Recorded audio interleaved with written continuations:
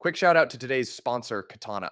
We'll hear more about Katana's 1 billion cat campaign later today, but for now, let's get into the episode. Hey everyone, quick disclaimer before we get into today's episode. Nothing said on Bell Curve is a recommendation to buy or sell securities or tokens. This podcast is for informational purposes only, and the views expressed by anyone on the show are solely our opinions, not financial advice. Our guests and I may hold positions in the companies, funds, or projects discussed. Hey everyone, welcome back to another episode of Bell Curve. This is a solo roundup today, so Michael and Vance are out there traveling. RIP fellows, we'll see you next week. But for now, couldn't leave you guys without a week of content. So we'll just go run down a quick bunch of stories. And I actually wanted to start with not really a story, but just address where we are in the market today.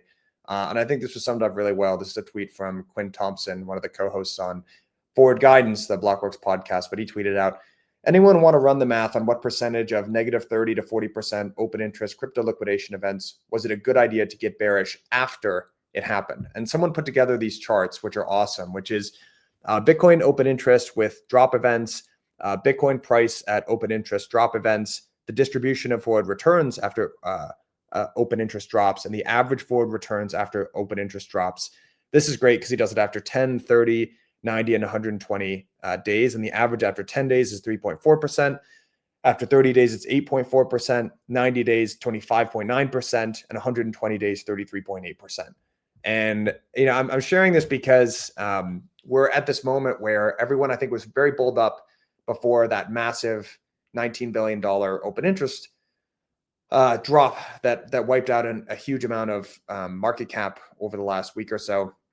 You had alts like Athena plummeting, 80% or something before recovering on certain venues like Binance. But yeah, I also get the sense that, that was some empirical data that shows you how the market tends to perform after there's a massive liquidation event.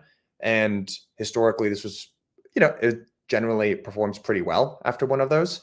But also, generally the people that I follow and trust on the macro side of things are quite bullish at this moment. We're still in a rate cut cycle.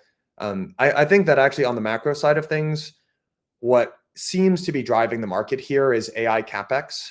And there's also some of the actions that are taken by the government, these equity investments that are being made into companies like Intel, but now more recently into quantum. I think that what it's pointing to, this is just my opinion, it shows you that the United States now views us as being the government. It views the United States as being in existential competition with China. And so I think that what they're signaling to the market is that they're willing to backstop some of this investment or, quote unquote, buy the dip or support this type of investment. So I think the big risk would be if AI expectations were priced in that, Michael and I talked about that on a roundup like a month or so ago, that it felt like AGI was getting priced in, which either means if we don't deliver AGI, then that was going to lead to a sell-off, or if we are delivering AGI, what does humanity look like after that? So it's a little bit of a funny thing to be positive on, but I think that that is still the risk factor, that there were to be a hiccup in AI, but it seems like that's probably less likely than it's been in a while. So that combined with more recent movements in markets, I think means that we're on pretty solid footing in general for the current time being. I think if you were to go one layer down, the other question that I'm trying to ask myself, as we begin to, near the end of this year is, how is this market going to look differently in 2026 than it did in 2025? I was speaking to an investor friend of mine. So this is not my quote, but she said, I think we're going to go look back with retrospective genius as being, the second most important event in crypto behind the white paper for Satoshi.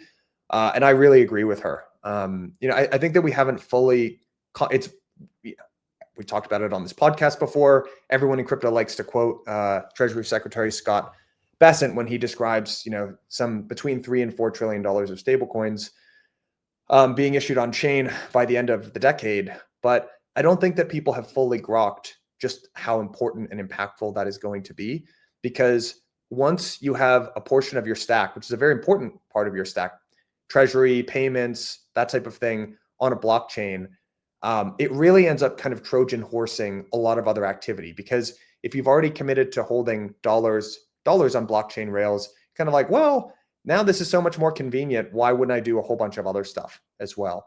And I think what it's going to do actually is force a whole bunch of workflows and processes on chain as well. And yeah, I think there are also kind of whispers of big fintech investors getting back into the market that haven't been here for a while. And these aren't the Tigers and the Cotus of the world that kind of invested a bunch of money and then kind of got burned and haven't really been back. Even if you were to just look at, the Thrives of the world that got interested in the Tempo investment, I think that you're starting to see those guys come back into the market, which is super, super positive. In terms of what it says for this industry. I do think actually there will be a little bit of a change in the scene for crypto funds in general as well, where, if you have more sophisticated, fintech investors coming into the space, and at the same time, trading is getting more difficult because you have more high frequency traders that are moving in.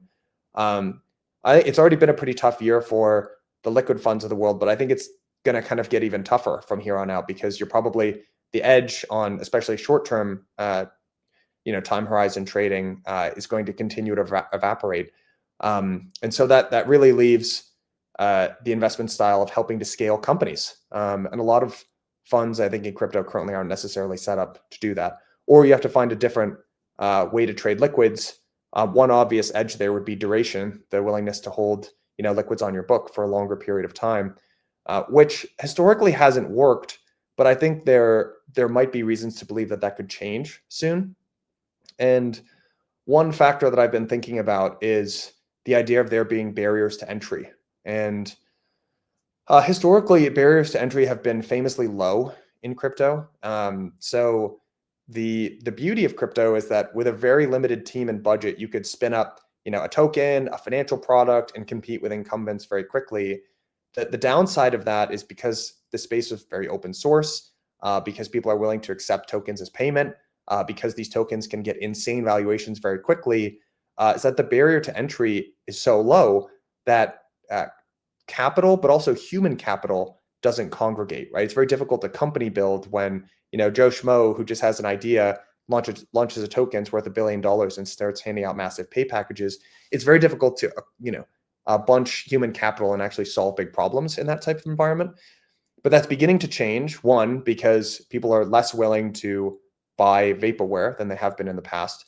But the other reason is because it's actually the barriers to entry for certain more mature sectors has gone up quite a bit. So I think exchanges are a really good example of this, where there always were regulatory costs and high barriers to entry for exchanges in general, or centralized exchanges.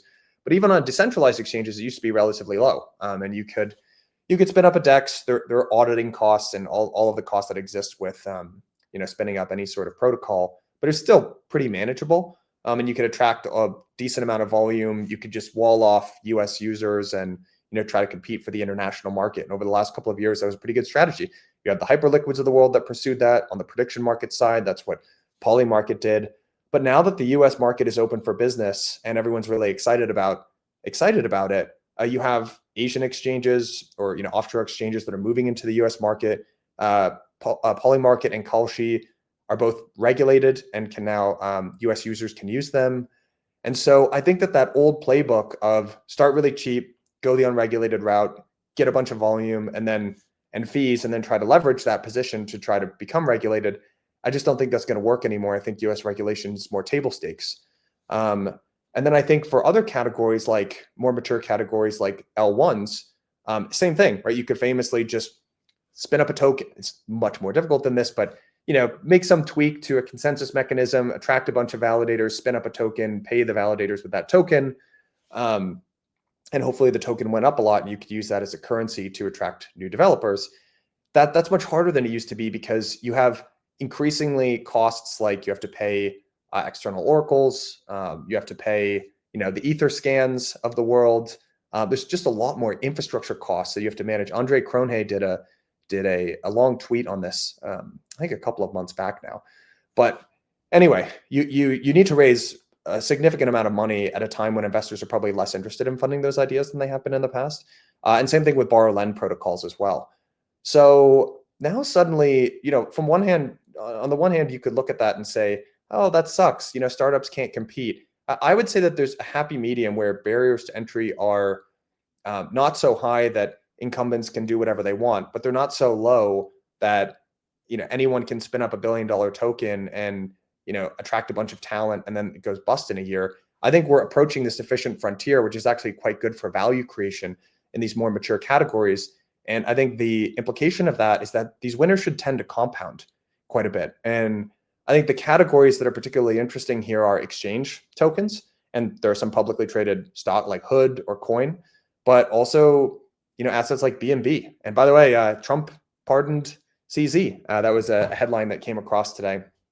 And you also have, even if you were to look at some of the Asian exchanges like Bitfinex, so the Leo token or OKB from OKX, these have been really solid performers over the last 2 years. So while many of these very overvalued infra, kind of VC coins have gone down and bled out, 70 or 80%, it's kind of been the opposite side of the coin. And the Leos and the OKBs and the BNBs of the world are up anywhere from 130% to 390%. So I think that there are these categories. The three categories that I would watch here are, I think L1s are this way. I think actually borrow lend, which should see a huge amount of inflow in demand from Genius, and then also literally just exchange tokens. It might just be that simple. And the challenge there is a little bit different than it's been in the past. You don't just buy the new thing that goes up and then sell it. You have to pick the right winners that are going to compound. So it's much more of kind of a traditional stock pickers game, I think, that this is going to turn into. This episode is sponsored by Katana. Katana is a DeFi first chain built for deep liquidity and real yield by redirecting chain revenue back to active DeFi users. The 1 billion KAT campaign is live. Bridge and deposit directly into vaults in one simple click and start earning immediately on your Ether, Bitcoin, USDC, and more. Follow the link in today's show notes to get started. As always, investments in blockchain technology involve risk, terms, and conditions apply. Do your own research. Maybe one contrarian thesis that still exists here is when there have been these overfunding cycles in crypto. So that's it used to be L1s were like this.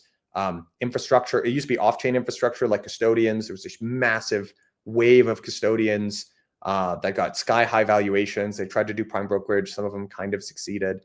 Some of them did succeed. Some of them kind of succeeded. Many of them just died.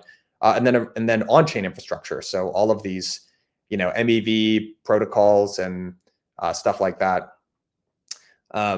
Historically, what ends up happening there's a mass overfunding event. Valuations get crazy. And then there's this long period of time where a couple winners can grow into their valuations. But there are also new entrants that emerge that are hungry, they don't have the same morale or tech debt overhang that the incumbents had. So I know it's such a hated category, but I actually think that there probably is going to be a next wave of infra companies that do quite well here. And they're going to be starved of capital because probably everyone's, all the VCs are still pretty overweight infra. So I think it's a pretty interesting opportunity for some new up and coming fund that's willing to sift through the rubble, as it were. So I don't know. I think that should be pretty interesting over the course of the next couple of years or so. Changing tax a little bit. There was a really interesting piece that came out from Ribbit Capital this week. So Ribbit, I'm sure most of you probably know who they are, but they're really, really sophisticated, really good fintech investors and also crypto investors. They've crossed the chasm quite successfully. They've backed protocols like the Morphos of the world. I've actually heard nothing but good things in general from the founders that I've spoken to. And they came out with kind of this 40-page opus, and it's all about the token revolution. And they start with this pretty interesting insight, which is they connect the idea of tokenizing, like you've seen in crypto and like we talk about on this podcast all the time, with LLM tokens. And just to walk through the world in the way that they see it is in LLMs, tokens are basic units of understanding. So when you talk to a model like ChatGPT, everything you write gets broken down into these tiny chunks of text that are called tokens. These could be full words. They could be part of words. They could be individual letters.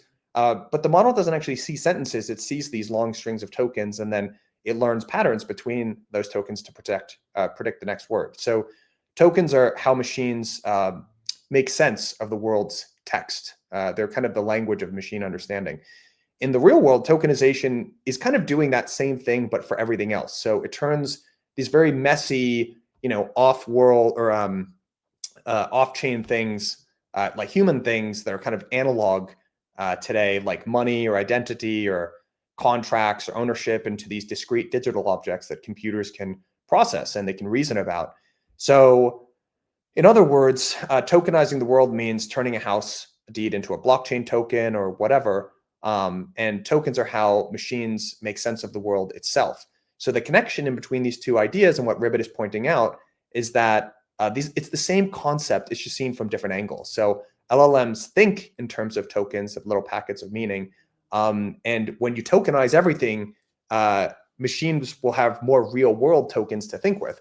So in that sense, tokenizing the world is extending the LLM paradigm beyond text into life. And it's essentially making everything from thoughts and ideas to individual assets machine readable. And it's very cool because I think a couple months ago, or maybe a year ago, everyone was very interested in this intersection in between AI and crypto. But mostly what that meant at the time was we're going to find a way to train models in a distributed way. And there were a number of reasons that just made that totally impractical. Latency is one. There are many others.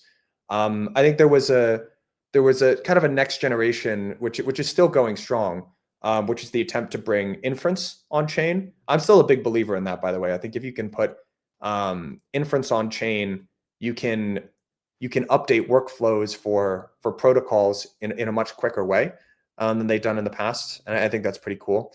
But anyway, I want to summarize that. That's kind of the core thesis of the token revolution in general.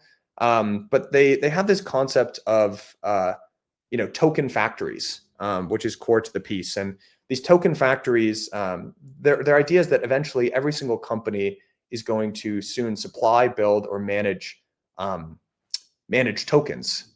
So token factories convert data into more valuable tokens or intelligence, and the moats of these businesses are going to change in the future, and they're going to depend on the proprietary token supply. So identity, memory, context. They're really big on memory, which if you're a user of ChatGPT, the longer memory window has been massive, at least for me.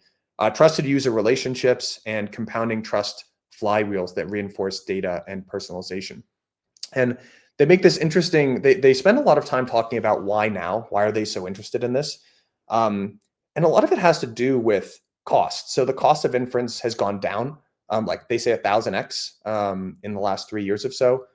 There's much better infrastructure to build AI agents. So things like LangChain, Crew AI, that's now plug and play. There's an explosion in raw data inputs. This comes from sensors, APIs, synthetic data. To be honest, I'm sure many of these foundation model companies are much better at crawling than they used to be. Again, the tokenization, payment and blockchain rails, things like that have matured. And frankly, there's just so much momentum. There's so much entrepreneurial momentum behind this sector. You know what it actually reminds me of? It reminds me of, okay, an analogy would be 2004 in Web 2. And the analogy there would be the dot-com bubble had just rolled over.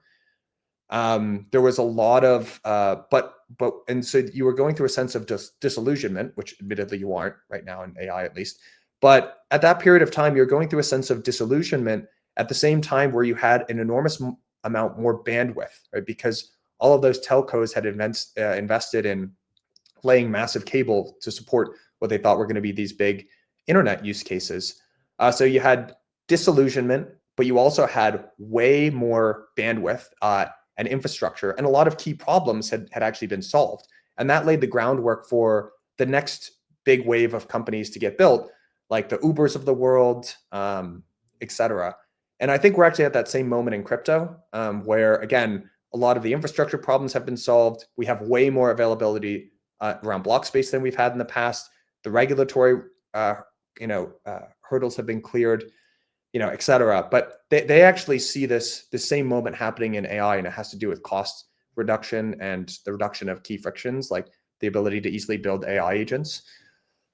Um, and so, yeah, I think that the interesting thing for this Ribbit piece was me that it connected this moment in time in between crypto and AI.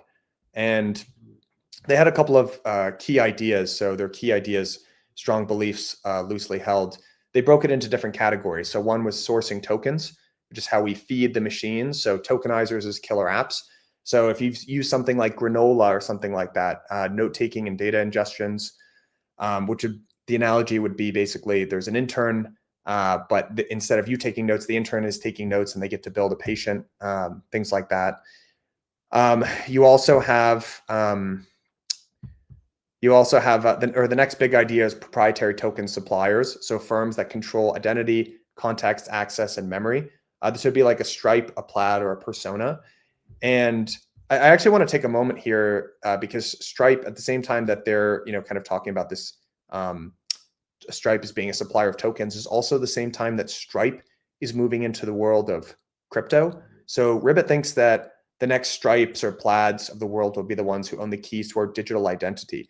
One of the quotes on the piece that stood out to me, it's like these companies have built private mints, but instead of printing money, they mint tokens that say who you are and what you're allowed to do. And I find this so fascinating because Ribbit is approaching this from the perspective of tokens, solving problems for LLMs, but it's the same time that Stripe is moving into actual tokenization of dollars and solving problems there. And indirectly, it might actually end up solving this massive issue that we've had in crypto forever, which is how do you get digital ID, right? And how can you build up things like a credit score on chain?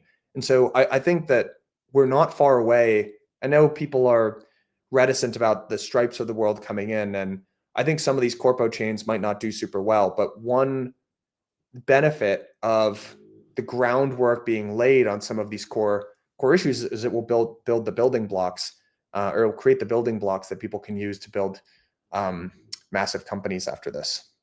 So anyway, I don't want to summarize the entire piece here. I'll just kind of conclude with some of their own conclusions and their investment outlook. But where Ribbit is hunting and where they're interested is their enterprise AI platforms, so vertical token systems for compliance, tax, and wealth, identity and data ownership for tools for human and agent authentication, agentic finance and personal advisors, which bring advice and execution, tokenized asset infrastructure, information markets around prediction, content, and reputation, and a real-world token factory, so hardware, compute, and energy infrastructure enabling AI.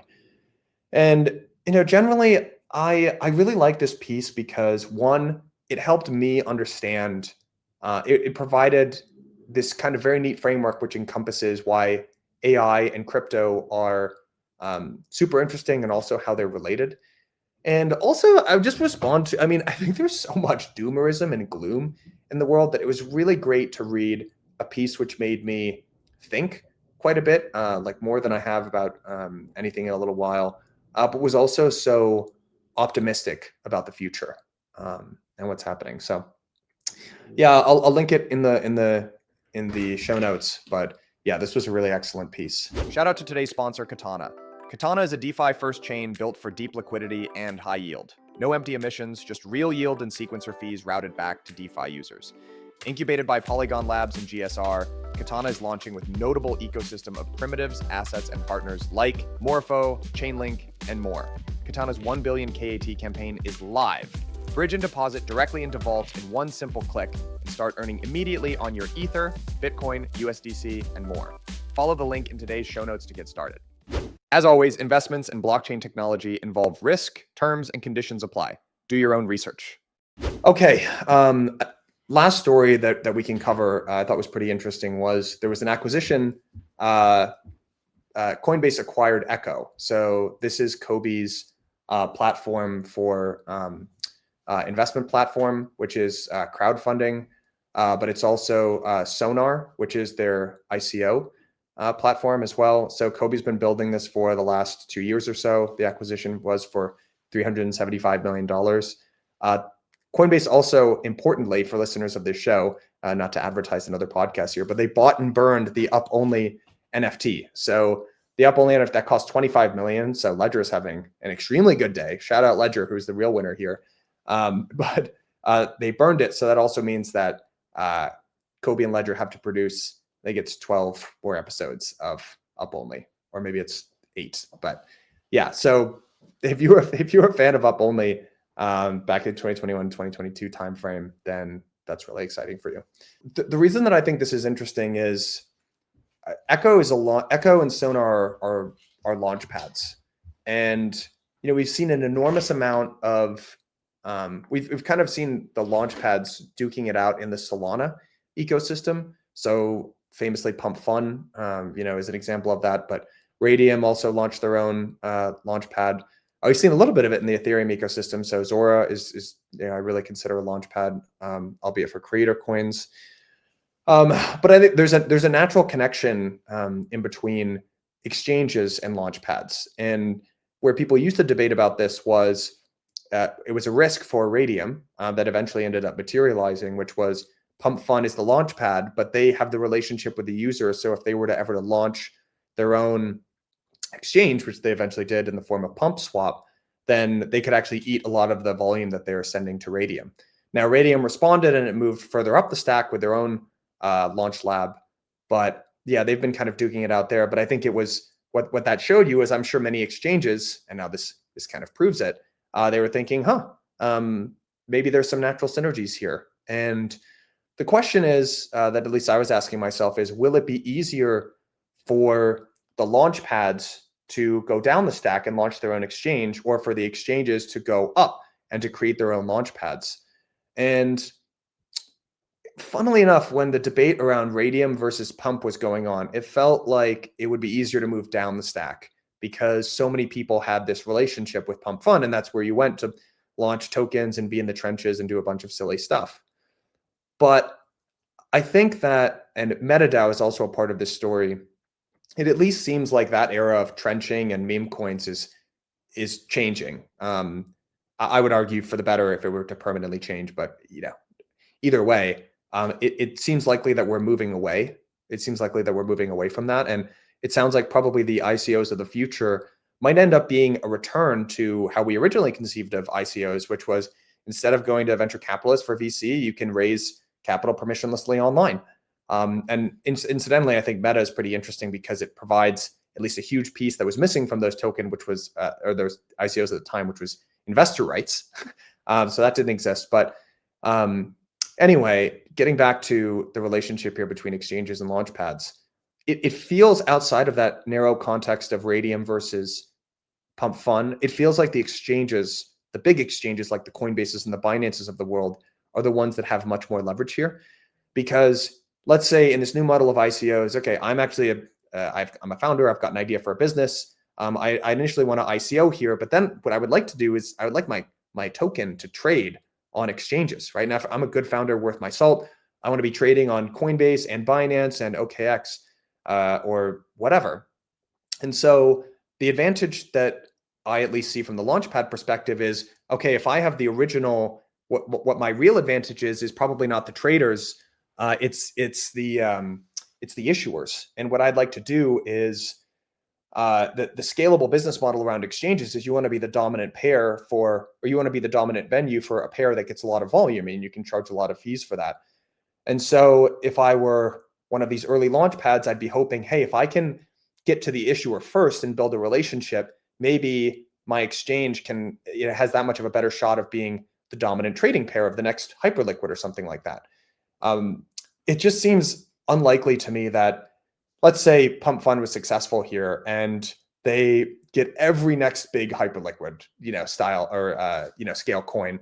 Those founders are still going to want to launch on every other exchange versus if you were to launch on, let's say Coinbase, Coinbase's launchpad, so Echo or Sonar, it feels likely that Coinbase could lean into that and they could provide some early incentives, maybe listing it earlier than other exchanges, or providing incentives to trade or something like that, and they could actually build and become the dominant venue. So eventually you'd list on Binance and everywhere else, but Coinbase might have such a big advantage by that point that it doesn't even really matter if they list on other exchanges. So I think that Coinbase has built something really. I think frankly they've done really, really well for themselves. It seems like they're going on a bit of an M&A spree. There was a rumor, or there was a Fortune article that they were going to acquire in the late stages of potentially acquiring BVNK, which is a stablecoin infrastructure company between them and MasterCard. And so I think they're expanding quite a bit at the moment. But yeah, I thought it was a pretty interesting story and a pretty big win for Coinbase that they were that they could acquire this, and also it's probably pretty good for them to have Kobe working for you as well and on your side. I mean, that guy's just so critical to what crypto's become. And finally, this is firmly in the rumor mill, but I have heard there was a flurry of activity. So there was a this sort of private event hosted with the Federal Reserve this week, and you had a bunch of industry luminaries. I saw Kyle speaking down there, Kyle Samani. But the word is actually that Clarity, which felt like it was completely off the table by the end of the year, the Democrats have actually turned around and are feeling much more positive to it. And it feels like I've heard that there are a lot of calls coming from the White House regularly to check up on and get this passed. And, these things swing around, and it was looking really good for Clarity for a little while. Then it was looking quite bad, but it seems like it's actually looking relatively positive again. And so, yeah, I cannot understate how important already I think Genius would be. And I think Clarity will essentially do the same thing for tokens. So yeah, I guess to wrap things up, because I don't want to yammer at all of you for too long. I know that it's just such a funny divide, and it's gone on for so long now, but the vibes on crypto Twitter are not super great, to the point where I think it makes less sense to spend time on there than it has certainly in the past for me. But I think that we are really on the precipice of growth, and less of the speculative capital, pull a whole bunch of money in to buy this thing that might go up 100x, but then it's going to dump and everyone knows it's not valuable. I think the groundwork is being laid here for, the multi-decade run that we've all been waiting for. And there are going to be winners and losers in that, because when you have an industry like that, I think the competition will get more fierce, and that'll happen across founders. It'll happen across funds. People will have to change their strategy. They'll have to grow. Some people that did really well in the first 15 years of crypto might not do as well in the next 15 years of crypto. But I also think it's going to create so many opportunities. And I think many people got into this space. I mean, one note that's a little bit bittersweet is, and a prediction that I would have is, I think some of the early ideologues are probably going to churn in the next maybe 5 years or so, because we're at the point where the industry is reaching mainstream adoption, and there are going to most likely have to be compromises made. Now, I would argue there already have been compromises made. If you were to just look at the architecture, even of open source, platforms like Solana or Ethereum, but they'll definitely have to get made increasingly as we onboard institutional capital and activity. But what we'll get for that is, well, I think finally people are excited about creating products that touch people's lives and have a meaningful impact on the world, much more so than even what we've been doing in the past. Arguably, Bitcoin is really Bitcoin and stable coins are the two things that have done that. I would argue more so than really anything else so far. So, but I think that the compromises that we'll need to onboard these new entrants and that activity will offend the sensibilities of some of the earlier stalwarts of this industry, and people can decide for themselves if it's worth it to stay or not. But I think that we'll probably see some people question crypto and why we're here at the same time, that we really start to win as an industry, which, it happened in the internet, and it will most likely happen in crypto too. But I mean that in a really positive way, because I feel like we're absolutely on the verge of just a really, really exciting couple of decades working in this space. All right, guys, I think that's all for this week. Michael and Vance, missed you guys, and we'll see you all next week. Cheers, everyone.